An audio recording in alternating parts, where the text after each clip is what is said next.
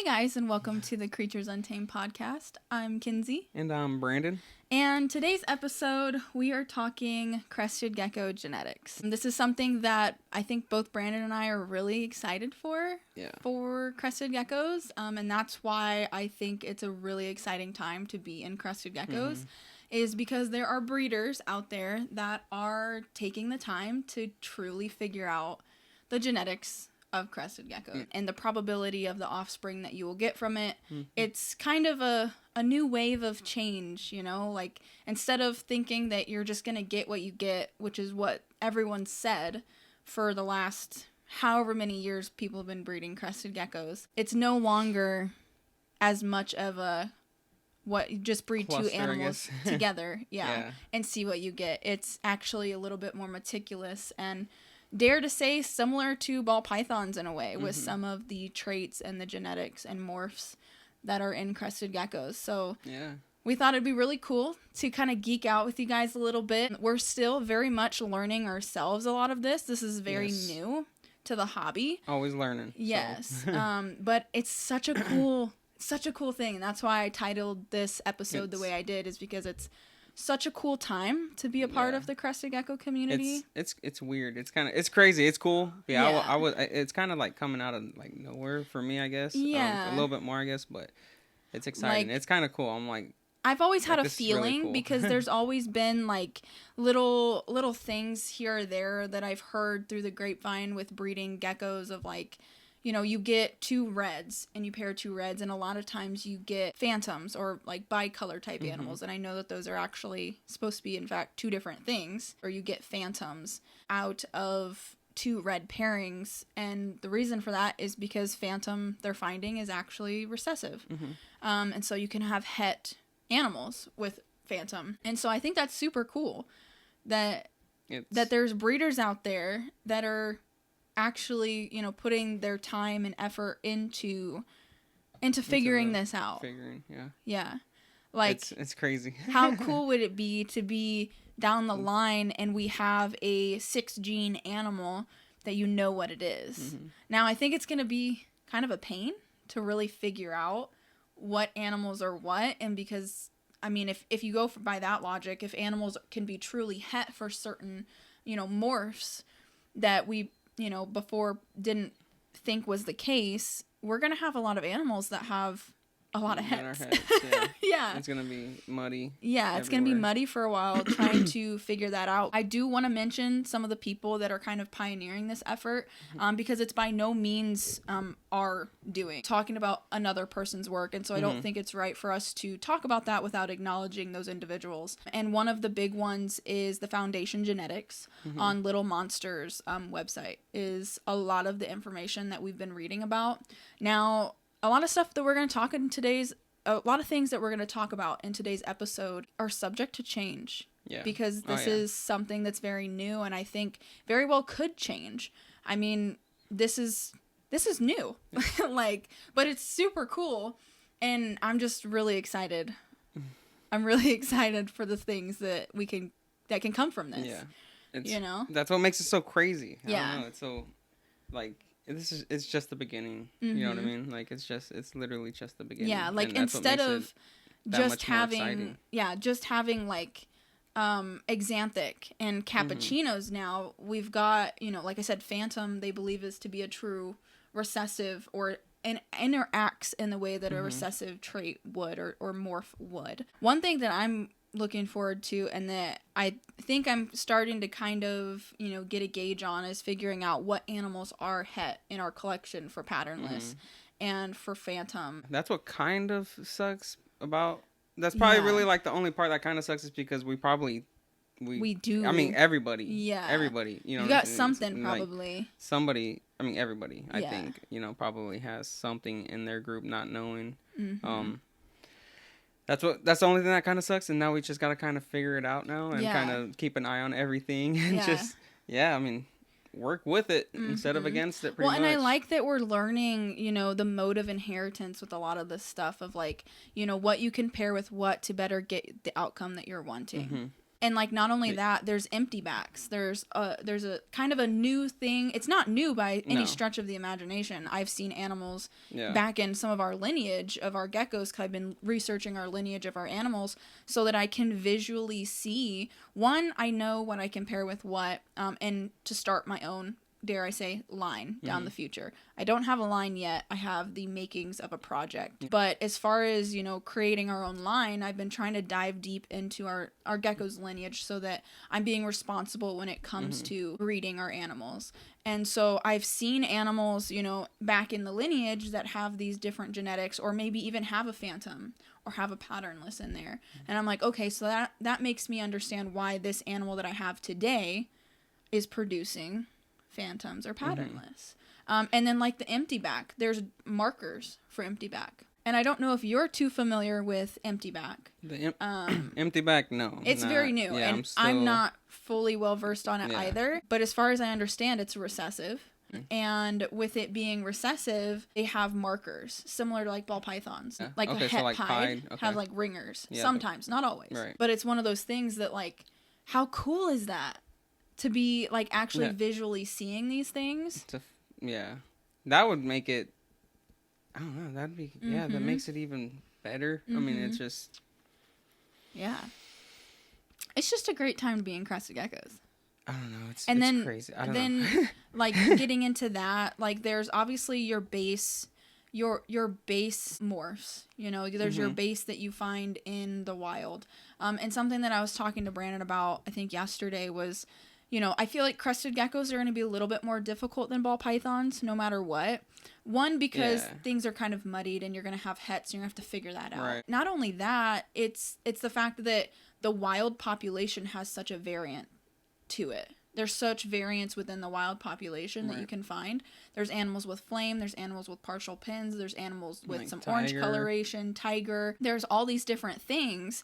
And so when you're talking about ball pythons and, you know, discovering new morphs there, I think it's a little bit easier because with, you know, a normal ball python, you have somewhat of a strict phenotype of that animal. You know, there might be slightly different hues to the animal, slightly different variance in pattern, but like crested geckos, it's not that way. You know, if all animals, if all quote unquote normal crested geckos were a flame, a dark flame, then it'd be so much easier. But the fact that Dalmatian spots get thrown in there, that all these other traits get thrown in there that can be inherited in different ways, you know, and also stacked upon. That's another thing.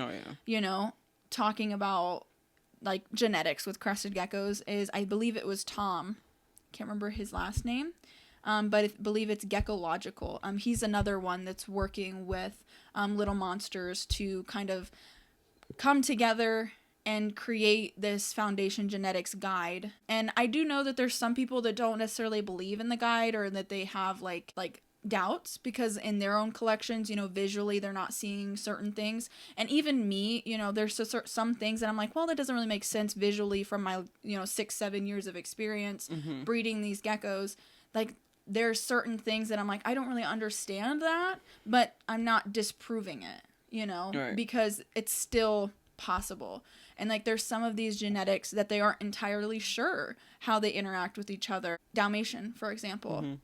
It's almost like when you breed a Dalmatian, you can get, almost all the animals have spots, but every so often you get an animal that doesn't have any spots or has a singular spot. And it's like, how does that happen if Dalmatian is truly dominant, which is what we're thinking? They also say that it could be incomplete dominant. Yeah. Kind of have like they found some with, I guess, or like evidence that it kind of, I guess, could that be it kind of interacts dominant. Like an incomplete dominant. It's a weird one. But. Yeah. So, you know, for us, obviously there's still questions and there's still things to be figured out. It was so cool before with crested geckos with that mindset of, oh, you just pair two together and just kind of see what you get. Yeah. But it's even cooler that you can be more strategic and you can have a better game plan of what you're going to do. And so being a new breeder, we're not new by any stretch of the imagination, but I really think it's a cool time for new breeders and us included. I'm really excited to investigate my colony, to investigate the animals that I have, and to even pull up old photos of babies that I've produced and try and figure out their genetics behind them, if there is any to be found, you know, and how certain traits and how certain things interact, you know. One that I'm super excited for is the snowflake. I believe it's a trait is what they refer to it as, is the snowflaking on animals. The way that like balloons out on their pattern and creates white, like, just gorgeous, gorgeous animals. It's almost like by default you're gonna have a beautiful animal if you have that in the parents, you know.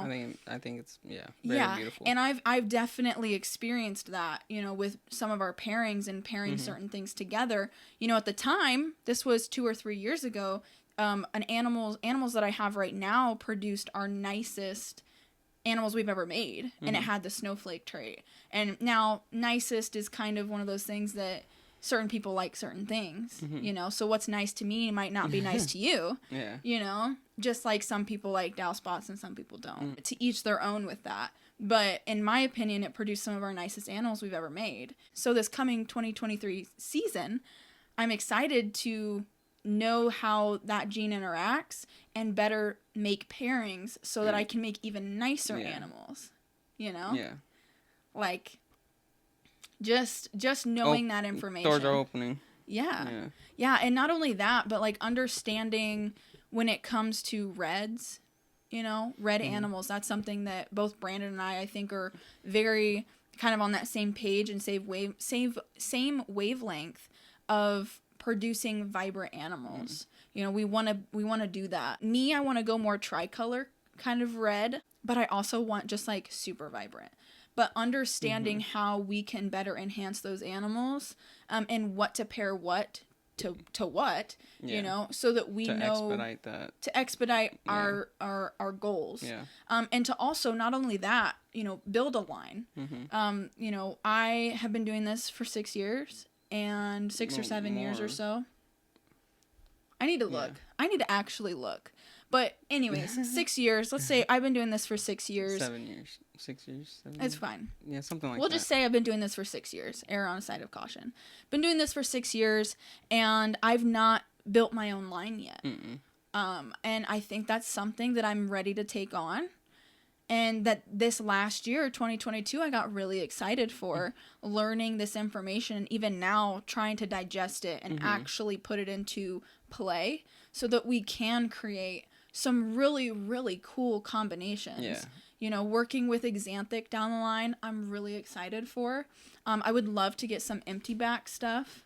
And incorporate that. Like, I'm just down to start doing this thing, and actually going a little bit deeper in the certain directions that I want to go with our animals.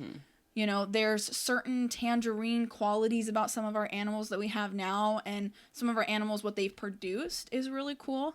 So I have some holdbacks that I'm really excited to, you know, kind of put that line breeding type of situation into play down the line. It's just the building blocks, similar to like last episode with your ball pythons, your building blocks with your ball pythons. I feel like this next year is going to be the building blocks for that too. Pretty crazy. Hopefully.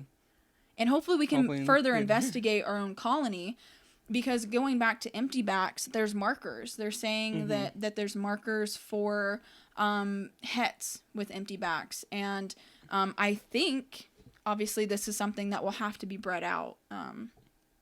You know, you don't know until you produce something. So for us, I'm really excited to investigate that avenue and try to produce the super form, or, you know, a empty back just within itself. Because I believe there's different varying degrees of an empty back that you can get. And again, guys, if this stuff is... I'm not too familiar. Yeah, I know you don't know much about it, but they definitely know more. And we're just trying to digest all of this information as hobbyists that were once thinking that this was just a crapshoot. And whatever you get is what you get, you know? But yeah, empty back is something that I'm really excited about. And I think a lot of people are really excited about empty back.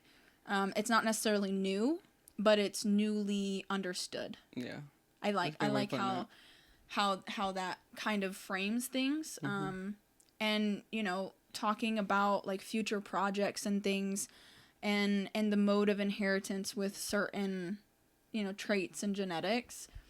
It's just going to be really cool to see where we can push those boundaries of our animals. Since we're talking about this stuff, and a lot of the stuff that we are talking about in today's episode comes from a certain website, I'm going to go ahead and give that website to you guys. So if you guys are interested in learning about this information and doing your own reading, don't just take our word for it, because like I said, we are just digesting this. We are still trying to figure out for ourselves. But it's Little Monsters Foundation Genetics is what you want to look up online. Or you can just go to Little Monsters Instagram. There are other individuals that are, other big name breeders that are taking part in this project to figure these things out. So I definitely want to give them their due and have you guys go check out that information.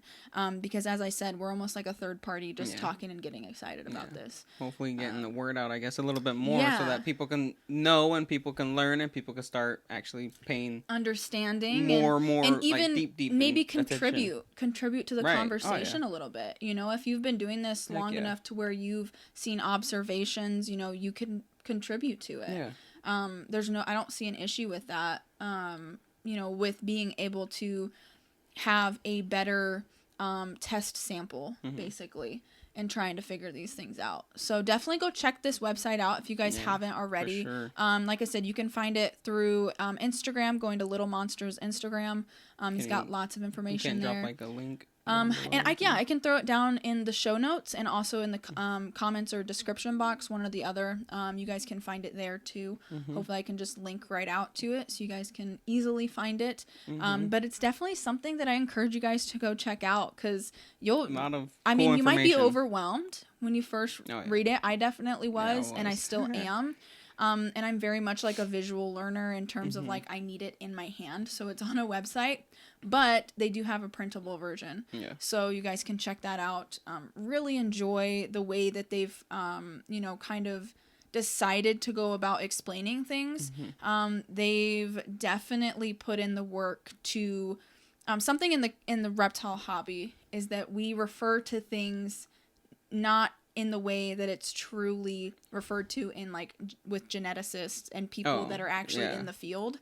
Reptiles, we very much just kind of skew that line, and it means something different in like the true world of science than what we use it for in reptiles. So I like that they explained things more in depth so that we can better change that. So we can stop referring to things in the wrong context and in the wrong way, so that we can become smarter and as a hobby. I feel like it's our own little reptile like slang kind of thing. Exactly.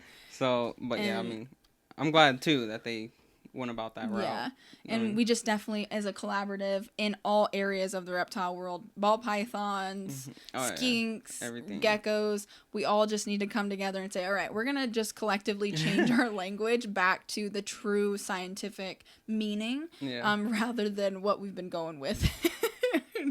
Because I have heard people say, like, when geneticists or people that are, scientists hear us talk, they're like, you're dumb, you don't know what you're talking about, like that's not right. And so I think that we can do our part in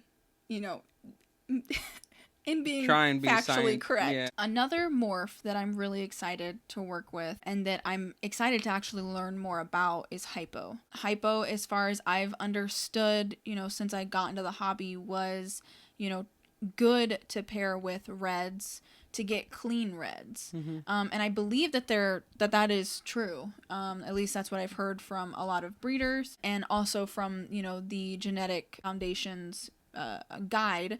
They also talk about how there's different types of hypo. There's different types of underlying, I believe, base to hypo. So it can do different things when it's interacting with other genetics. And other traits. So I'm really excited to see what we're doing there. I actually had a hypo female that I believe is like a lavender hypo that I was actually had her for sale, and I decided that I was gonna keep her. We've had a few of those. That's pretty common. That's pretty common with me. I get it. But but I decided to keep her because I think she's going to be an awesome animal to pair back to reds. Mm-hmm. Now, I need to figure out exactly what type of hypo she is, because I don't have much experience there. Mm-hmm. And visually seeing the different types. I myself am not super versed in that, but I think I can somewhat easily figure it out, and may have to do some breedings to even figure it out a little bit further, and then I can be more strategic with our pairings with that, and that'll play a big role in our red projects and our building of our red line. We don't have a line yet, and that's something else that I am so grateful for, is they've actually described what a line is. Because that is something for myself that I've had that question in the back of my mind as a crested gecko breeder of what describes a line? How do you know when you truly have a line as a breeder? You know, I knew that I didn't have one, and I want one, but I knew that I didn't have it, but I didn't know how to create it properly because I didn't want to overall, you know, hurt the genetic pool of crested geckos. And I could never find any public information about it out there on how to build your own line. I have projects that are awesome and I'm really excited about, but I'm really excited to now understand a little bit more. And I still need to do some more research and make sure that I'm really going to do things properly when it comes to building our own line. But I'm glad that they've discussed that because it's never been discussed openly before. You know, maybe behind closed doors with breeder to breeder, I'm sure it's been discussed and talked about. But never on a local or on a centralized platform or public platform. I also think it was kind of like more opinionized as well. You know what I mean? And I mean, some people still have their own definitions of what they're like. I guess, a line, what you can consider a line, I guess. So, I mean, I think it's just been opinionized. And so it's kind of nice, like, I guess somebody like reputable and somebody bigger, somebody that's been doing this for a really long time to kind of give their own, like... Their own take and their own spin. And also, like, their scientific... findings and like showing you like this is why it makes sense and this is why and how to do it properly and to be smart about it to where you're not being a detriment to the species overall and you're not ruining, you know, and creating defects and things like that. So really we don't want that. Really enjoy that. And I'm not really going to touch too much on what people consider a line and what they don't, because I'm still learning on that myself. But I'm grateful that they've made that information public, at least as far as what they believe is correct. And so I can then do a jump off from there and understand and learn more about it, you know, and then we can actually start building one ourselves. Because that's something, there are things within Crested Geckos that I would love to improve upon for ourselves and just create its own thing. Like, I'm so excited. I don't want to divulge too much, you know, because you want a little bit to be a surprise, and it's definitely going to be years in the making for us to bring any of these things into fruition. But I'm just stoked. If you guys can't tell, this episode is a ton of me just being like really excited for what's to come in this Crested Gecko. You pulled all my energy. Yeah. You're like yeah, but no, it's cool. It's exciting. It's crazy. I'm excited. It's cool because I look at it like the just how you said, like the ball pythons. Like I'm like it could potentially get to that point, and then we could start. Well, and this is the tip of the iceberg. That's what I'm saying. Like it's the beginning. And it's overwhelming. Like it's really cool.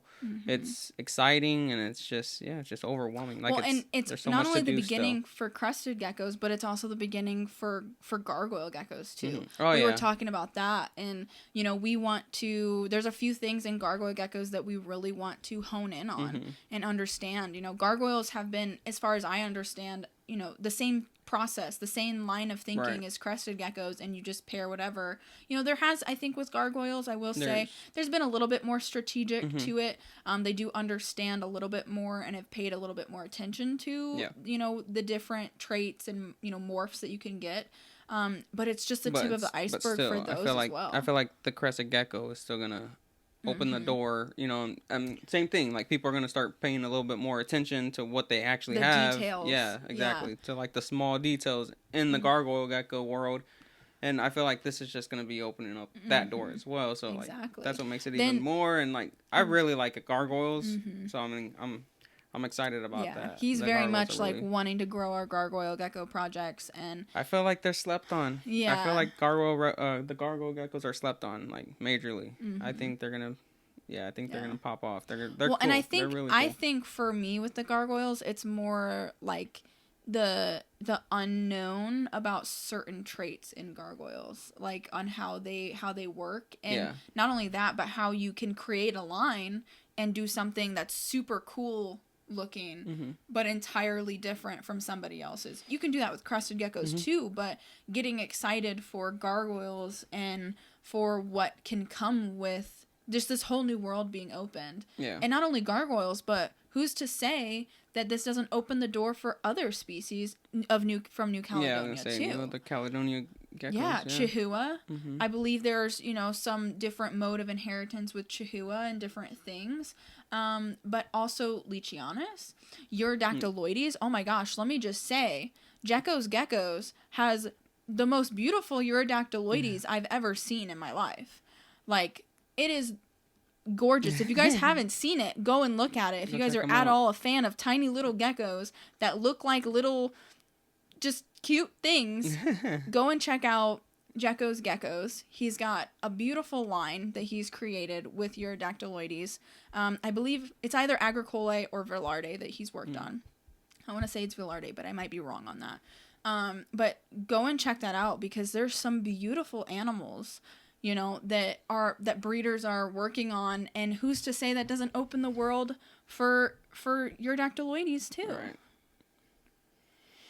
There's so many cool things, guys. A lot of stuff happening all at once. That's what I'm saying. It's overwhelming. Yeah, but it's definitely cool. Overwhelming. Yeah, it's very cool. It's gonna, these next few years are gonna be pretty exciting in the reptile world. So. Yeah, and I guess one of my biggest tips for advice when it comes to, I have the website pulled up over here to my right, and one of my biggest tips for kind of digesting this information is figure out what morphs you're interested in and learn about those first, because it's a lot of information. Yeah. It is a ton of information, and understanding truly how certain morphs and certain traits interact with each other is totally different. Like, there's different categories of what's a true recessive and dominant and incomplete dominant versus what's just a stacked trait that we've bred upon. Like Snowflake, as far as I understand, is just something that we have been breeding because we saw something that was really cool, and it's just, over time breeders have been breeding that. Yeah. So it's not necessarily a genetic thing. It's more so kind of a line bred, not line bred, but a selectively bred type of situation. So it's really interesting to figure these things out. And something else that I really wanted to talk about in this episode is how cool it is that there's actually new morphs being discovered in this hobby. There's, the cappuccino. The cappuccino, whether you want to say that it's a new morph or not, it's newly discovered, and we're newly figuring it out.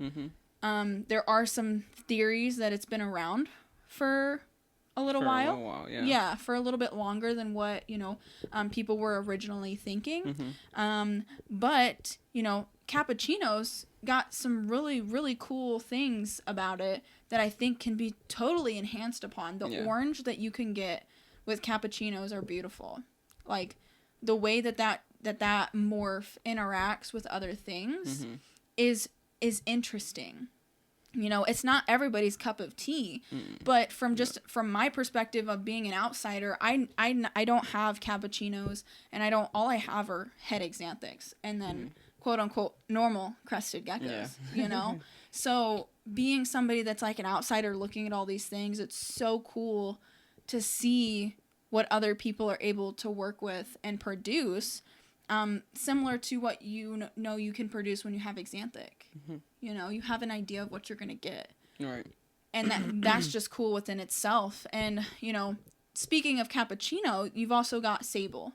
Sable is something else that is a new and even newer, or perceived to be newer, than Cappuccino.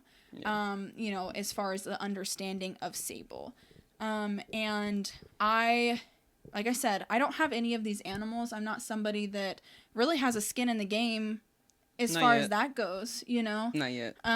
But I just think it's so interesting to kind of speculate and to try and figure these things out. Yeah, it's pretty much like, how we've been kind of checking it out. Just from the sidelines, just kind of checking everything out. Just watching. Seeing everybody that's breeding, you know, sables, caps, pretty much whatever. Understanding, yeah, trying to take our own visual observations and kind of understand those genetics. Trying to learn more about it. I guess what you know, I guess what does what, you know, with what makes a cap a cap, what makes a sable a sable. Identifying it, all that. What and then I mean, people are breeding them to other cresteds as well, and like just trying to get a lowdown on what's going on, just kind of get a feel for everything, kind of learn everything, kind of see what are the markings and all this stuff, so that whenever we get into them, you know, we can kind of know. We already know, you know what I mean? Like, we already kind of know what we're looking for and all that. So,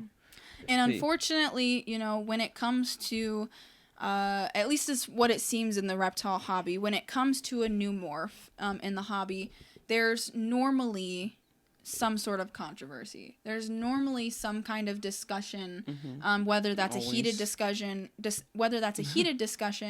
or a constructive, you know, discussion. In this episode, I don't want to get into, you know, the controversy of things, because like I said, I have no skin in the game, but I do think there's some interesting points out there, and there's some interesting questions that have been raised around Cappuccino and Sable, and I'm not somebody that wants to, you know, contribute to that conversation and sway anyone's opinion in one way or the other, because I have no opinion. I'm not the one working with these animals, but from my visual observation, there are some questions that I have, visually speaking. You know, there are some interesting things in the way that Sable and Cappuccino interact with each other, and there's even some people that are questioning if they're the same genetic or not.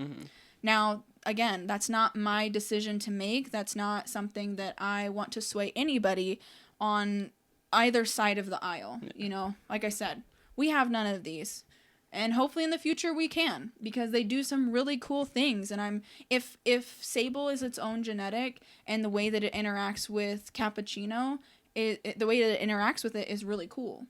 But if it's, you know, is the same genetic, then the way that Sable interacts, the line of Sable, if it is Cap, the way that interacts, if we were to find out that they are very similar, and that they're so similar they're the same, that genetic, then you can push the boundaries on that genetic, and that's cool too. Yeah. You know? Either way, like, pretty much. Like, no matter what, both of those will be awesome, no matter how it ends up being. You know, for me personally, kind of trying to take in all of the information that's being presented and being put forth about Cappuccinos and Sables, and assuming that they're different genetics. I think it's really cool the way that they interact, and being able to visually see that they also interact very similarly too. And I don't think we can really deny that. Now, whether that's because they are truly allelic, and so they interact very similarly to one another. I mean, there's ball python morphs that are different genetics, but they interact very similarly. They do brightening of the pattern, or they reduce pattern, you know, so there may be different things, or they increase melanin. Like, whatever it is, I think it's going to be awesome. And I think it's really unfortunate to see people get really heated over it, because, you know, it may be a new thing, and it's just unfortunate to see people get so upset about things when we truly don't know. I really don't think we truly know. And honestly, no. I'm going to venture to say the only way that we'll truly know Crested Gecko genetics in general, across the board, is if we bring in a geneticist that has an interest. We're going to have to eventually, sometime. Like, the way that they're exploring ball python genetics How cool would that be? That'd be sick. How cool would that be for there to be someone that you can send a piece of your gecko's shed, your crested gecko's shed to, and they're able to tell you this animal's het for this, has this, da-da-da-da-da. That would be cool. Mm-hmm. I would sign up for that. Here's 10 sheds. Yeah. Secretly keeping sheds so I can send them to somebody. Yeah, eventually. Yeah, I mean, if it happens. Yeah. I'm down for something like that, for sure. But, you know, going even back to... if it just contributes to, like, learning. Oh, you know? yeah. I mean, like, if it helps. Yeah, like, if it helps. Helps to understand if it's a truly recessive, you know, thing or not. Or if two things are one and the same. Mm-hmm. You know? If they are allelic. If they're not. If they're, like I said, the same thing. I think that would be it's much needed. I think it's going to be difficult. Yeah. I'm not a geneticist. Yeah, I have no idea. With the way that crested geckos present with their morphs and things, I think that's going to be difficult. Which is maybe why it's not been done yet. Or maybe, it could be being worked on behind doors right now and we just don't know. Yeah. You know? Yeah, maybe. Until they have some findings. You know, a lot of times you don't want to just like give everything before you even have it. So it's very possible. It's in the works, yeah. Yeah. Well, if it is, and if you're out there, we got some sheds. Yeah, so. You want some sheds? Hit me up. I won't tell anybody. Yeah. I won't tell anybody. I'll just send you a package. Yeah. Here's our contribution. Yeah, here's the contribution. Here's some photos of what the animals look like. Have fun. We would love to contribute to this. But, you know, going back to the sable and cappuccino, I guess I do kind of want to talk about some of the questions being raised. Okay. And I'm not doing this, I'm not talking about these things to bring controversy. I'm not talking about things to stir the pot. I'm talking about them because having a conversation about these things is the only way, and I think collaborating with other people is the only way to truly figure it out. Mm-hmm. Obviously, you've got to be the people that are putting the work in, but from somebody as a third perspective, like I said earlier, there are some questions that I have. You know, why is there sables that look so similar to certain lines of cappuccino? Right. There are, you know, for cappuccino, it's very uncommon to find bright white or yellow patterned animals, but there's certain lines that they've been bred a certain way that they do have very nice, thick, white patterning on caps. So why is it that there's certain sables that also look that same way? Mm-hmm. And again, it could just be because they are two different genetics and they interact similarly. They do similar things. You know, and not only that, there's like a certain look. For me with sable, when I'm looking at sable, you know, and I'm just browsing the internet, up until recently, up until the last month or so, I thought sables looked entirely different to what, in fact, a lot of them look like. Yeah. Which I thought was really interesting. Yeah. Like, it's almost like there's certain lines of sable that look a certain way. Yeah. And there's certain line of even cap that look a certain way. And so I think it's a valid question. Yeah. That's what gets me. Like, I don't know. Yeah. I don't know. I wish we were kind of breeding them so we kind of knew a little bit more. Yeah, so we could get a little more hands-on experience. Yeah, exactly. But yeah, and again, guys, this is not to stir the pot. This is not to sway anyone in one way or the other. As I said, they very likely are two different genetics. But they're also, in my opinion, very likely the same. We don't know. And just different lines. So we don't know yet. Yeah, we just don't know. And I think it's really cool to have conversations. I don't like the controversy and the negative that can come with it. I'm not somebody that really enjoys that. I am somebody that enjoys an intellectual conversation about things where people can keep their cool. You know, and if you can't keep her cool, then you're probably not my person that I want to be talking to. Yeah. You know, I want to have these conversations, and it's important to have these conversations in the hobby. You know, there's so many things that we can be having deeper conversations about that aren't, or maybe they are being talked about, but it's behind closed doors. Yeah. It's secretive. And if people want to be secretive, that's their own prerogative. I'm not going to tell you what to do, but what I'm going to do is I'm going to talk about it. Yeah. Not just talk about it. I would like to hopefully contribute, become part. like, yeah. Contribute to badass findings. Yeah. You know, like that would be cool. I think that'd be sick. And like what if something else pops out of it? You know what I mean? Like, who knows? Like, you don't know. We don't know. There's and also like create something badass. Yeah. Like, but like, why make it an issue? I don't know. I don't get it. Why make it like fight about it? I don't understand. I'd just rather make some badass geckos and let's just keep creating some badass. Well, and I think I saw a meme, and I wish I remember. Maybe you know, because I think I showed it to you. It was something of like, guys, we're just breeding geckos. Oh yeah. Who was that? It was Tiki's. Was it Tiki's Geckos? It was Tiki's, I think. Okay. That was like, guys, we're just like, chill, guys. Chill. We're just breeding geckos. Yeah, you know? I'm like, I like that. We're just out here breeding geckos. We all love these animals. Yeah, because like straight up. Yeah. Straight up. Like, just chill out. Damn. Yeah, and I understand when like big money dollars get into things and that sort of thing. We're not in that lane. We're not. You know, I'm able to make this as a living. I'm hoping I can make him as a living. But I'm not in the we're not trying to get rich, pretty much. We're not trying to get rich game. Off of it. Like, yeah. We just want to live a simple life, really. Yeah, we just want to love our animals. Love what we love and do what we love. Yeah. And enjoy. Yeah. You know, try and that's enjoy where our lives the best that we can. At the same time, at the same time, I think it's healthy to have these conversations.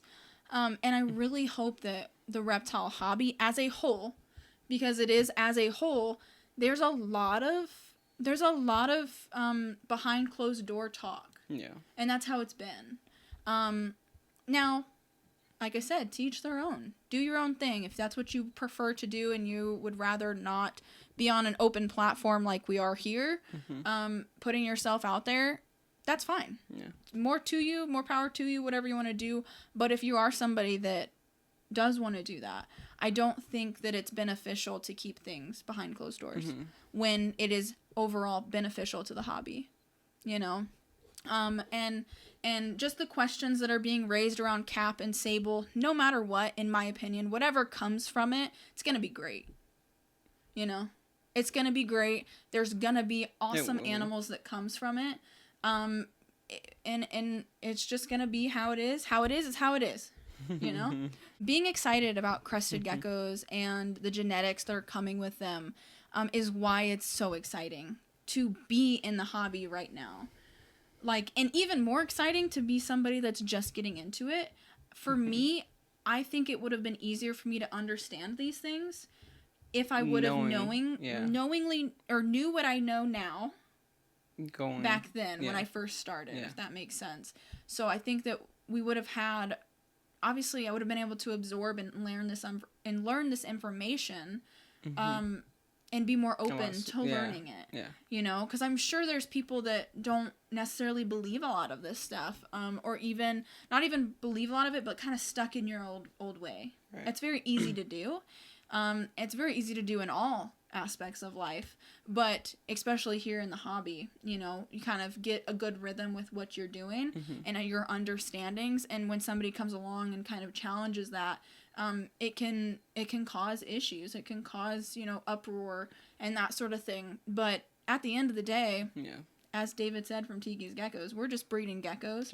We're just here to enjoy these things. And, you know, it's a privilege to get to work with the animals that we work with. And I'm so grateful to be able to be a part of this and to be able to absorb and try to absorb all of the information that is being put forth. Yeah. And not only that, but I'm ready to put it into play. Yeah. I'm excited and ready to examine our collection and to really figure these things out for ourselves. You know, because this is all reading and information that we've been kind of uptaking, but now we got to put it into play so that we know that what we're understanding is truly correct. Right. You know? Doing our own research with our own geckos, essentially. Exactly. So, really excited. Very exciting time to be in Crested Geckos. Yeah. That is all we have. It's going to be crazy. That's all we have for this episode, guys. And just hopefully what you guys were able to gain from this episode was that it's okay to ask questions in the hobby. And I think we need to become a little bit more open to asking those questions. And, you know... It's also okay to give answers, too. Yeah, exactly. You know, what's wrong with helping? Yeah, exactly. And also, it's okay to get excited and to dive deep into this. I hope we got people excited. Yeah. I hope so. I hope so. Because I'm stoked. It's exciting. You know, in this episode, we only touched the very surface of what there is out there. So make sure, if you guys want to learn for yourself this information, you go to Little Monsters website and check them out. Read over the information they have provided. Just, as I said earlier, I would suggest that you do it in small snippets because it's a lot. And really understand what you're reading when you read it. At least for me, it was a little bit more difficult to understand. And genetics have always been something that's been more difficult for me to understand. It's gonna be, so. Yeah. So definitely go check that out, guys. As I said, just the tip of the iceberg here. There's so much more we could be learning about these animals, and that there is to be learned about these animals. So really, just hopefully you guys are excited. I'm excited, and we hope that you guys enjoyed this episode. We are so thankful that you guys are listening. If you guys make it through the end of our episodes. Thank you, guys. Yes, thank you. We appreciate you. If you want, go ahead and give this episode a like and or a share. Share it to a friend, somebody you think that might enjoy it. Like, follow, share, all that good stuff. I guess, you know. For sure. You can find us over on Instagram. You can, and I will leave all those links down below because I can't remember everything, but the Creatures Untamed pod on Instagram for sure. And if you want to follow our business for any business updates and happenings, I am definitely more active on there. You can follow us on Facebook and Instagram, and also here on YouTube or Spotify. Definitely give this episode a like, a comment, or leave us a review. Thank you guys so much for listening. Make sure you guys go check out Little Monsters website. Shout out Little Monsters and everybody that contributed to all of this information. Thank you guys. We appreciate it so much. Yeah, we really appreciate it. This is really cool, and it's super exciting about everything. Exactly. Everything it's crazy. So thank you guys. Shout out Little Monsters. Yes. Thank you, Little Monsters. And everyone. Tom. Everyone that has contributed. If you guys get on their website, they have a kind of like a table of contents, and they tell you who's all contributed to this. So thank you to everyone that has contributed, and hopefully we can be kind of helping that conversation along. So thank you guys so much for listening. We appreciate you so much. Make sure you guys like and follow our podcast, and we will see you guys next Tuesday. All right. Bye.